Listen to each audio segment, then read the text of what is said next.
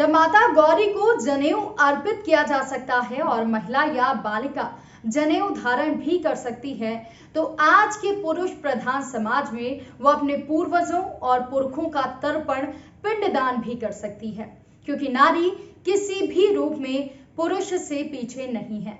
इसी मकसद को लेकर आज कानपुर के सरसैया घाट पर महिलाओं ने अपने पुरखों को पानी दिया, वहीं उनका श्राद्ध करके उनका तर्पण भी किया। युग दधीची देहदान अभियान संस्था और बेटी बचाओ अभियान संस्था के द्वारा किए गए इस आयोजन में दर्जनों महिलाओं और लड़कियों ने अपने माता पिता, भाई, पति और पूर्वजों का श्राद्ध किया। इसी के साथ ही इस आयोजन में आई मंगलामुखी बहनों ने उन अजन्मी बच्चियों का भी तर्पण किया जिनको इस दुनिया में आने से पहले ही मार दिया जाता है। साथ ही पूर्व दिवंगत प्रधानमंत्री अटल बिहारी वाजपेयी की पौत्री ने भी उनका पिंडदान किया। इस अवसर पर श्राद्ध और तर्पण में उन्हीं महिलाओं और लड़कियों ने भाग लिया जिनके घर परिवार में श्राद्ध करने के लिए कोई भी पुरुष शेष नहीं है।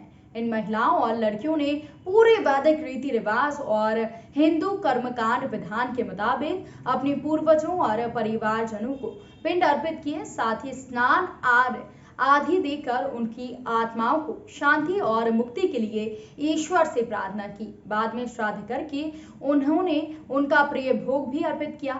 इसके साथ ही इस आयोजन में विशेषता ये रही कि इसमें अच्छे से अच्छे और प्रतिष्ठित घरों की महिलाओं और लड़कियों ने भी आकर श्राद्ध कर्म को फलीभूत किया। साथ ही आपको बता दें कि इन महिलाओं का मानना है कि आज के पुरुष प्रधान समाज में नारी किसी भी रूप में पुरुषों से पीछे नहीं है, और सबसे बड़ा सवाल ये है कि जिनके घर या परिवार में कोई पुरुष नहीं है तो उनके पुरुषों या पूर्वजों को आखिर कौन पानी देगा।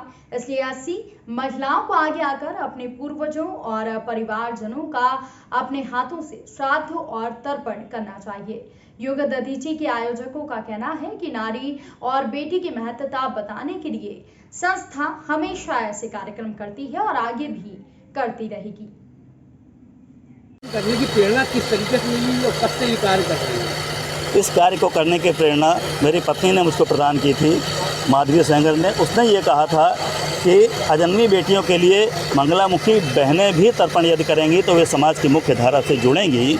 युग दधीच देहदान संस्थान विगत 10 वर्षों से अजन्मी बेटियों के लिए महिलाओं के हाथों से तर्पण कराता आ रहा है। इस वर्ष हमने मंगलामुखी बहनों को इस अभियान से जोड़ा है।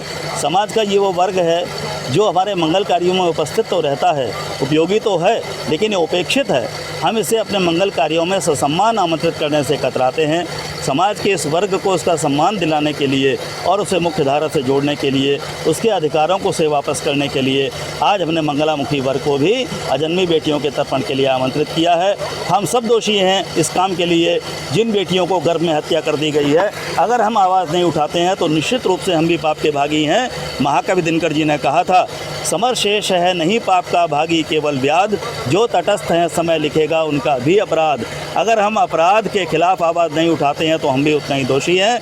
आज बेटियों की हत्या के लिए किए गए उस पाप का परिमार्जन और प्रायश्चित करने के लिए हम कानपुर महानगर के हृदय स्थल सरसैया घाट में माँ गंगा के आंचल की छाया में इस कार्य को संपन्न कर रहे हैं। अजन्मी बेटियों के लिए तर्पण करने के लिए माताएं यहाँ पर कटिबद्ध हैं। हमारे बीच में किन्नर बहनें हैं जो पूरे अधिकार और गर्व के साथ अपने तर्पण कार्य का प्रयोग कर रही हैं। युग दधीच देहदान संस्थान इस कार्यक्रम को 10वीं बार आयोजित कर रहा है। शिरकत की है, इसमें क्या संदेश देना चाहिए? भारतीय संस्कृति एक ऐसी संस्कृति जो इस आत्मा को उस परमात्मा के साथ मिलाती है।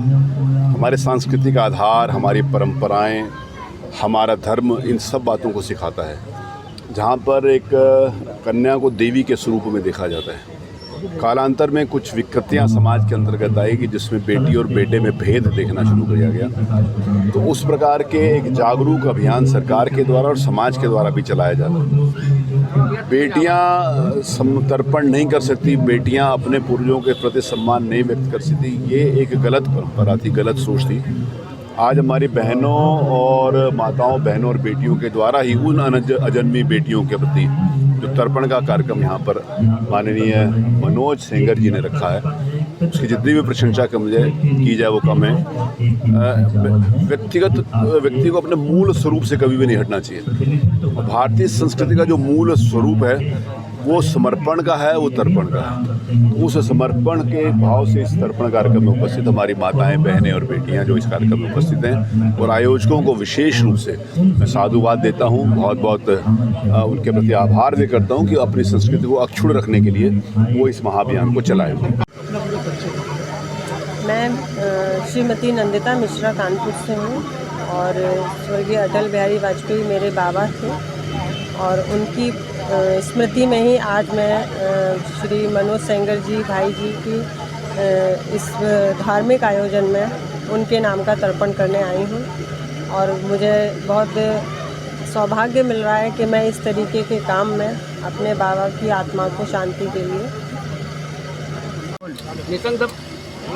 जो मानसियाँ थी कि बेटियाँ पिंडदान नहीं कर सकती, उस मिथक को तोड़ा गया है जी। देखिए, पिंडदान नहीं कर सकती हैं बेटियां। अब हम लोग इसीलिए हमारे मनोज सेंगर जी ने कार्यक्रम रखा है देवदान पार्टी के कि जो बेटियां नहीं कर पाती हैं दर्पण, वो आज हम लोगों को द्वारा करेंगी और समाज में उनका संदेश जाएगा। बेटियां तो धन होती हैं। जो ऐसे आदमी हैं जिन्होंने बेटियों को अपने से दूर करा, उनसे ज़्यादा संसार में गिरा आदमी कोई नहीं। हम तो पहले भी कहा था कि बेटियों को इस तरह के ना छोड़ना। अगर किसी की बेटियां हैं अधिक उनको खलती हैं तो हम लोगों को दे दें, हम लोग पाल पोस उनका पढ़ाएंगे, लिखाएंगे, उसी नौकरी लगवाएंगे, शादी करेंगे।